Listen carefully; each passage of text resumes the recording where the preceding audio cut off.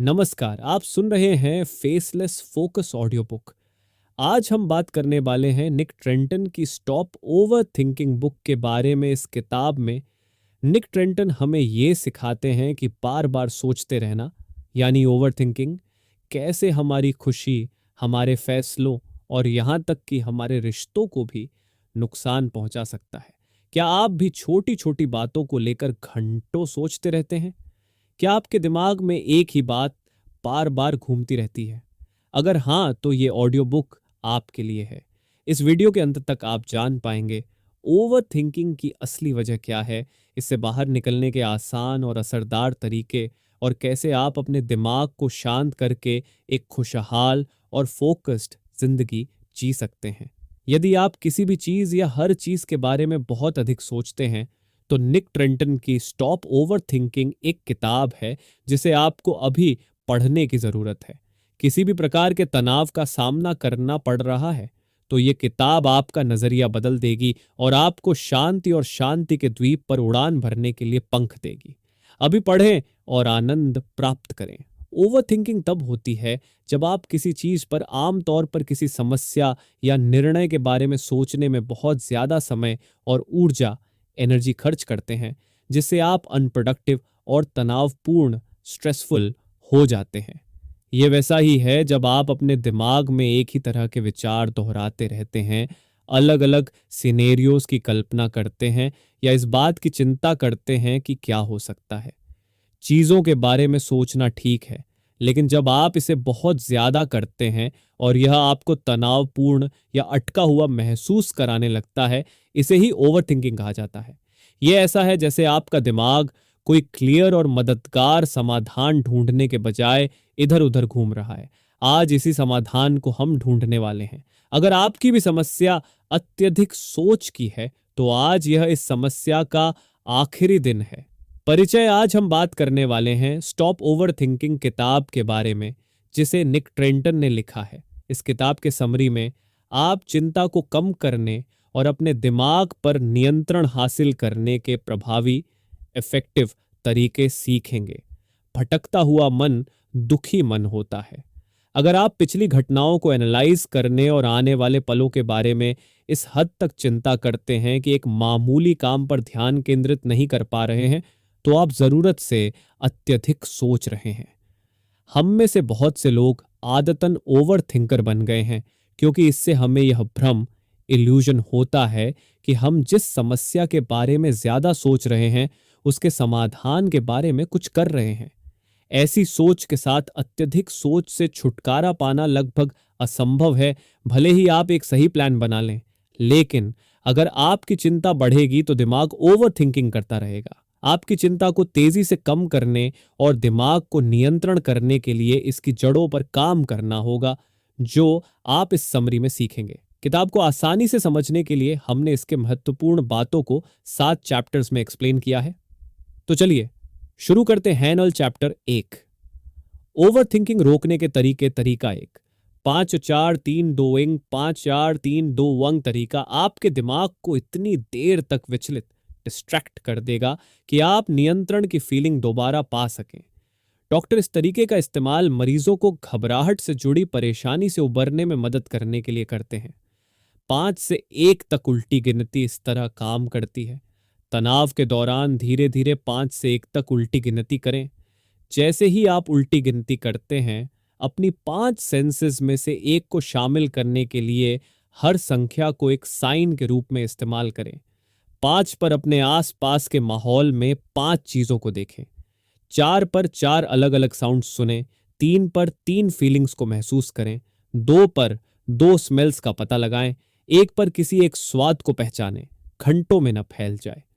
चिंता को टालना एंजाइटी साइकिल को रोकने का एक बहुत ही सीधा और प्रभावी तरीका है।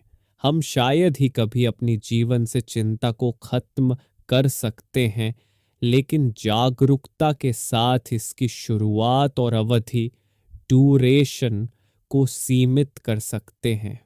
चैप्टर 2, ज्यादा सोचने का मतलब अत्यधिक सोच नहीं है। एक युवा व्यक्ति जेम्स की कल्पना करें। जेम्स दयालु, समझदार और आत्म जागरूक, सेल्फ अवेयर है। जेम्स हमेशा किसी न किसी बात को लेकर परेशान रहते हैं और आज वह स्वास्थ्य संबंधी एक छोटी सी चीज को लेकर परेशान है। वो अपने कंधे पर एक गांठ देखते हैं। वह ऑनलाइन अनुसंधान रिसर्च करते हैं और इलाज के बारे में देख देख कर और ज्यादा सोचते हैं। फिर वह रुकते हैं और खुद को देखकर सोचते हैं कि मैं शायद चीजों के बारे में ज्यादा सोच रहा हूं। इसलिए वह अपने स्वास्थ्य के बारे में तनाव लेना बंद कर देते हैं और स्वास्थ्य के बारे में अपने विचारों पर ध्यान देना शुरू कर देते हैं।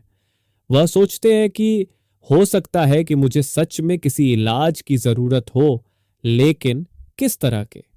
उनके विचार बढ़ने लगते हैं और जल्द ही वह इंटरनल कंसल्टेंट के लिए अपने विकल्पों, ऑप्शंस पर बहस करने लगते हैं। खुद से बहस करते हैं, खुद का एनालिसिस करते हैं, खुद का बचाव करते हैं, खुद से सवाल करते हैं और इस तरह सिर्फ एक परेशानी से वह ऐसे बहुत सारी यादों, अंदाजों, डर और अनुभवों, एक्सपीरियंसेस के बारे में सोचने लगते हैं जिसकी जरूरत भी नहीं थी। वह हैरानी से सोचते हैं, क्या मुझे चिंता के कारण पैनिक अटैक तो नहीं आ जाएगा? जिस पल उनके मन में यह विचार आता है, उनका दिमाग उस समय के लाखों उदाहरणों से भर जाता है जब लोगों ने उसे इससे जुड़ी किसी कमी के बारे में कहा था। फिर वह अपनी सभी कमियों पर एक लेंस लगाते हैं और उनमें से हर एक को अपने दिमाग में घुमाना शुरू करते हैं और सोचते हैं कि वह ऐसा क्यों है। इसके बाद उन्हें निराशा का एहसास होता है कि वह अपनी स्वास्थ्य को ठीक करने के लिए अच्छी तरह निर्णय भी नहीं ले रहे और फिर से तुरंत उदास महसूस करते हुए नकारात्मक सेल्फ टॉकिंग के तूफान में डूब जाते हैं, जहां वह खुद से बार बार कहते हैं कि ऐसा हमेशा मेरे साथ ही क्यों होता है। आप देख पा रहे होंगे कि यह मेंटल स्ट्रगल कहां से शुरू हुआ था। इसकी शुरुआत सिर्फ इससे हुई थी कि उनके कंधे पर एक छोटी सी गांठ थी। ज्यादातर लोग इसी तरह की तनावपूर्ण दुनिया में रहते हैं। अत्यधिक सोच तब होती है जब आपके विचार नियंत्रण से बाहर हो जाते हैं। जीवन और अपने आप को एंडलेस एनालिसिस करने का परिणाम आमतौर पर अनवांटेड, अनस्टॉपेबल और सेल्फ डिफीटिंग होता है। आमतौर पर हमारा दिमाग हमें समस्याओं को सुलझाने और चीजों को ज्यादा क्लियरली समझने में मदद करता है, लेकिन ज्यादा सोचने से इसका उल्टा भी होता है। उसके दिमाग पर एक नजर डाली, लेकिन कल्पना कीजिए कि वह 24 घंटे 7 दिन ऐसा करता है। हालांकि हम जानते हैं कि यह फायदेमंद नहीं है, फिर भी ज्यादातर लोग चिंता और ओवर थिंकिंग को नुकसानदायक नहीं मानते। वह सोचते हैं कि चिंता भी सिर्फ एक विचार है, जबकि ऐसा नहीं है। चिंता एक फिजिकल, मेंटल, साइकोलॉजिकल, सोशल और यहां तक कि स्पिरिचुअल घटना है। लाइफ का कोई भी ऐसा पहलू नहीं है जिस पर ओवर थिंकिंग का असर ना होता हो। जब आपको खतरा महसूस होता है तो आपका HPA एक्सिस, हाइपोथैलेमस, पिट्यूटरी और एड्रिनाल एक्टिव हो जाता है। आपका दिमाग न्यूरोट्रांसमीटर और हार्मोन ट्रिगर करता है ताकि शरीर पर प्रभाव पड़े और आप खतरे से लड़ने या बचने के लिए तैयार हो जाए। फिजिकल इफेक्ट में लॉन्ग टर्म और शॉर्ट टर्म दोनों तरह से शरीर पर खराब असर होता है, जैसे तेज सिर दर्द, नौजिया, मसल टेंशन, थकान, ड्राई माउथ, चक्कर आना, ब्रीदिंग रेट का बढ़ जाना, मसल्स पेन, कांपना, पसीना आना, डाइजेशन में परेशानी, इम्यून सिस्टम और मेमोरी पावर का कमजोर होना। हमारे शरीर को ज्यादा तनाव को सिर्फ कुछ समय तक सहन करने के लिए डिजाइन किया गया है, लेकिन लंबे समय तक स्ट्रेस, हार्ट की बीमारी, नींद में कमी, हार्मोनल डिसरेगुलेशन जैसी स्वास्थ्य समस्याओं का कारण बन सकता है। होते या असल समस्याओं से इनकार नहीं कर रहे होते, आप बस उस तनाव को नहीं कहना सीख रहे हैं जो अनावश्यक और नुकसानदायक है। आप उन स्थितियों और लोगों को हमेशा ना कह सकते हैं जो आपके रिसोर्सेज से बहुत ज्यादा डिमांड करते हैं। वे रिसोर्सेज मेंटल एनर्जी, अटेंशन, पैसे और आपका समय हो सकते हैं। अगर जीवन में कोई चीज आपका सारा समय बर्बाद कर रही है तो उसे नहीं कहने से रुकें। नहीं ऑल्टर अपना वर्क स्केड्यूल देखें और उन 2 या 3 चीजों से छुटकारा पाएं जो बहुत जरूरी नहीं है। इसके लिए वह काम किसी और को सौंपें या किसी और को जिम्मेदारी लेने दें। तो अगली बार जब आप किसी तनावपूर्ण स्थिति का सामना करें तो अपने आप से पूछें, क्या मैं इस पूरी चीज से बच सकता हूं? अगर आप कर सकते हैं तो करें। अगर ऐसा नहीं कर सकते हैं तो उस स्थिति को बदलने के तरीके ढूंढें।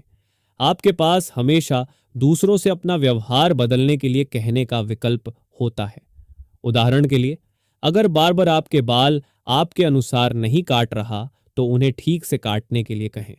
चुपचाप परेशानी को सहने के बजाय अपनी ज़रूरतों और अनुभूतियों को सीधे कम्युनिकेट करें।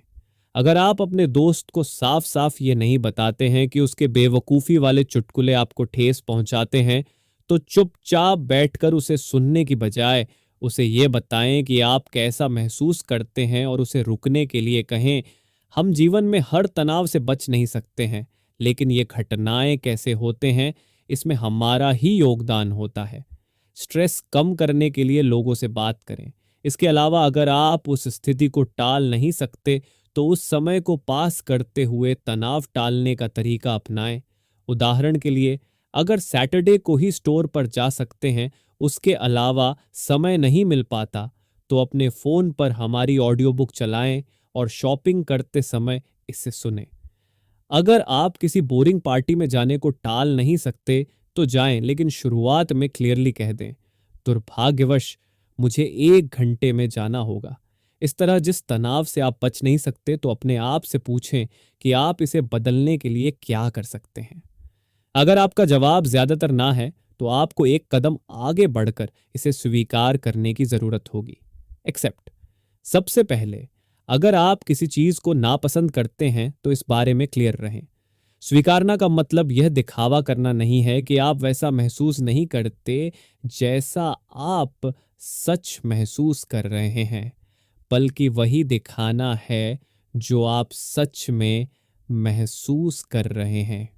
उदाहरण के लिए, आपके पार्टनर ने रिसेंटली मैसेज के द्वारा आपसे संबंध तोड़ लिया है और आप उसके इस निर्णय के बारे में बहुत कुछ नहीं कर सकते, तो अपनी अनुभूति को शेयर करने के लिए किसी दोस्त को फोन करके स्थिति को स्वीकार करने पर काम कर सकते हैं। अगर स्थिति ऐसी है जिसमें आपके साथ इनजस्टिस हुआ है तो एक्सेप्ट करके माफ कर दें। याद रखें कि माफ करना एक ऐसी चीज है जो आप अपने लिए करते हैं, न कि दूसरे इंसान के लिए। जब आप माफ करते हैं तो आप दूसरे इंसान पर नाराजगी जताने और उसे ब्लेम करने के तनाव और बर्बाद होने वाली ऊर्जा से खुद को आजाद कर रहे होते हैं। कभी कभी हम खुद बाहरी स्थितियों को नहीं बदल सकते, लेकिन उस समय आप यह देख सकते हैं कि अंदर से उनके बारे में कैसे बात करनी है और सकारात्मक लहजे का इस्तेमाल करना है। उदाहरण के लिए ये कहने के बजाय, मैं अपने एग्जाम्स में फेल हो गया और अपनी फैमिली का पैसा बर्बाद कर दिया, मैंने भी बहुत मेहनत की, इसके बावजूद पास नहीं हुआ, मैं कितना बेवकूफ़ हूँ।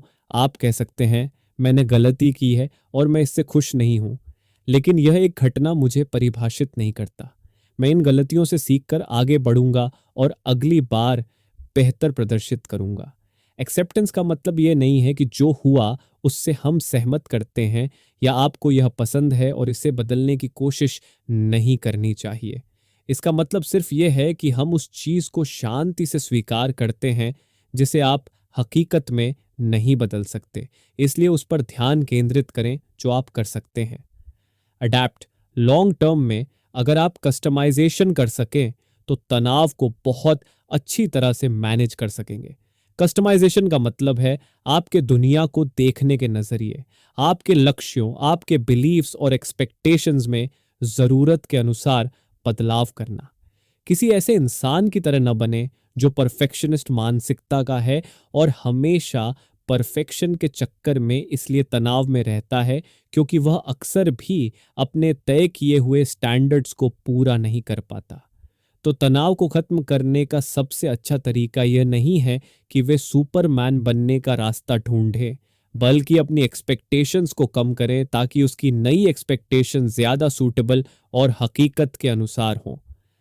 आप अभी कैसा महसूस कर रहे हैं उसके आधार पर अपने आप को रेटिंग दें। उदाहरण के लिए, बिल्कुल भी तनाव न होने पर एक और बहुत ज्यादा तनाव के लिए 10 की रेटिंग दें। तनाव मेजर के लिए अपने फिजिकल सिम्टम्स को नोट कर सकते हैं। ये भी ध्यान दें कि वह तरीका तनाव को मापने के लिए कितना प्रभावशाली है। फिर हाल में हुए किसी भी तनावपूर्ण घटना पर ध्यान दें और साथ ही यह देखने की कोशिश करें कि आपकी वर्तमान स्थिति का क्या कारण है। अंत में ध्यान दें कि आपने घटना पर कैसा प्रतिक्रिया दिया और परिणाम क्या था। उदाहरण के लिए 4 फरवरी 9:15 पिता के कंधे की सर्जरी के बारे में एक तनावपूर्ण मैसेज प्राप्त हुआ।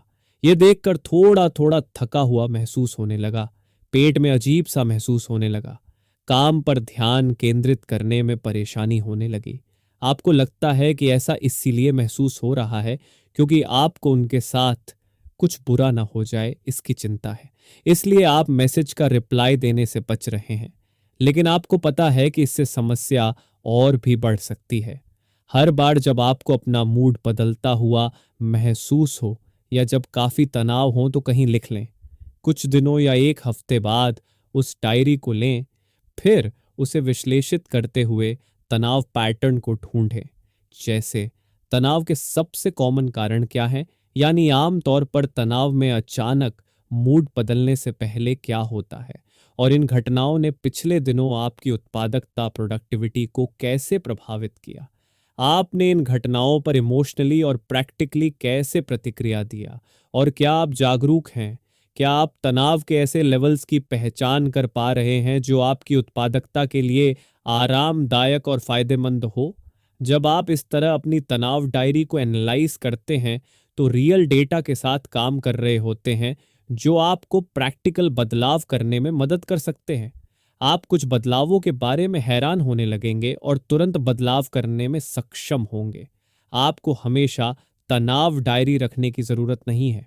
हकीकत में कुछ हफ्तों तक इसका इस्तेमाल करने के बाद प्रोसेस ऑटोमेटिक हो जाता है और आप इस चीज की ज्यादा जागरूकता विकसित करने लगते हैं कि कारण क्या है और उसे ठीक करने का प्रैक्टिकल तरीका क्या है।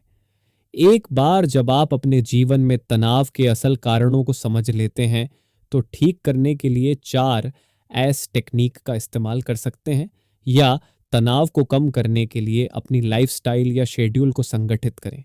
अगर आप देखते हैं कि आपका सारा तनाव एक ही इंसान से आ रहा है तो आप उससे रिलेशन के चारों तरफ कुछ लिमिटेशन लगा सकते हैं। अगर आप देखते हैं कि गुस्सा करने से चीजों को संभालना मुश्किल हो जाता है तो अपने गुस्से को कम करने पर काम करना शुरू करें। अगर आपकी जॉब लगातार चिंता का कारण बनी हुई है तो इसे ठीक करने का अंदाजा लगाकर कुछ समय के लिए छुट्टी ले सकते हैं या जॉब को बदल सकते हैं। जो भी तनाव हो उसे लिखें जरूर, क्योंकि चीजों को लिखने से अपने आप ही तनाव दूर होने लगता है। ये आपको अपने थॉट्स को इकट्ठा करने, प्रॉब्लम्स को सुलझाने और अपनी अंदरूनी आवाज को सुनने में मदद करता है। इस तरह यह डायरी एक थेरेपिस्ट की तरह काम करती है। खुशी मिलती है। आप एंजॉयमेंट और आराम के लिए शायद ही कभी समय निकाल पाते हैं, इसलिए अपने तनाव लेवल को कम करने के लिए सक्रिय रूप से एक्टिवली ऐसा करना चाहिए। इसके लिए आप डेली रूटीन बना सकते हैं और अपने कामों को प्राथमिकता के हिसाब से कर सकते हैं। इसके अलावा अपने बड़े लक्ष्यों को छोटे हिस्सों में बांटकर एक एक करके पूरा करने से आप खुशी के साथ बिना किसी तनाव के आगे बढ़ेंगे। एलन के इनपुट प्रोसेसिंग तरीके को अपनाएं। इसमें सबसे पहले आप इस बात पर ध्यान दें कि कॉल, ईमेल जैसी सबसे छोटी एक्साइटेड चीजों पर भी कैसे प्रतिक्रिया रिस्पॉन्स देते हैं। फिर आपको अपने वर्तमान प्रतिक्रिया के बेस पर प्रतिक्रिया देने के बेहतर तरीके की प्लानिंग बनानी है। एक दूसरा उपयोगी तरीका लक्ष्यों का इस्तेमाल करना है। आपके goals specific, measurable, achievable, relevant और टाइम बाउंड होने चाहिए। अपने लक्ष्यों को बहुत स्पेसिफिक डिटेल्स के साथ नोट करें ताकि आप जान सकें कि सच में क्या करना है। फिर यह मेजर के लिए कोई स्टैंडर्ड या पैमाना बनाएं जिससे आपको पता चलेगा कि आपने यह लक्ष्य हासिल कर लिया है। तय करें कि आप लक्ष्य हासिल करने लायक हो। कुछ ऐसा नहीं होना चाहिए जिसे सिर्फ सपने में देखा जा सके, हकीकत में उसका कोई एग्जिस्टेंस ही ना हो। देखें कि यह लक्ष्य आपके जीवन की वैल्यूज से कैसे जुड़ा है और इसे हासिल करने से आपकी लाइफ में कौन सा पर्पस पूरा होगा। अंत में इस लक्ष्य को पूरा करने के लिए एक समय सीमा तय करें ताकि आप इसे तय समय में पूरा कर सकें। निष्कर्ष तो दोस्तों, ये थी स्टॉप ओवर थिंकिंग किताब की समरी। हमने किताब से अब तक जो कुछ भी सीखा है उसको एक बार दोहरा लेते हैं ताकि आसानी से याद रहे। ओवर थिंकिंग का मुख्य कारण जरूरत से ज्यादा किसी चीज के बारे में सोचना है। ओवर थिंकिंग से होने वाले तनाव को रोकने के लिए यह तरीके अपनाएं। 5 से 1 तक उल्टी गिनती करें। जैसे ही आप 5 से 1 तक गिनते हैं, आपका तनाव कम होने लगता है। उल्टी गिनती करते हैं, अपनी 5 सेंसेस में से एक को शामिल करने के लिए हर संख्या को एक साइन के रूप में इस्तेमाल करें। 5 पर अपने आसपास के माहौल में 5 चीजों को देखें। 4 पर 4 अलग अलग आवाजें सुने। 3 पर 3 अनुभूति को महसूस करें। 2 पर 2 स्मेल्स का पता लगाएं। 1 पर किसी एक स्वाद को पहचानें। चिंता करने के लिए एक समय तय कर लें, क्योंकि ज्यादातर समय हमारी चिंताएं सिर्फ स्वीकार्य होना चाहती है।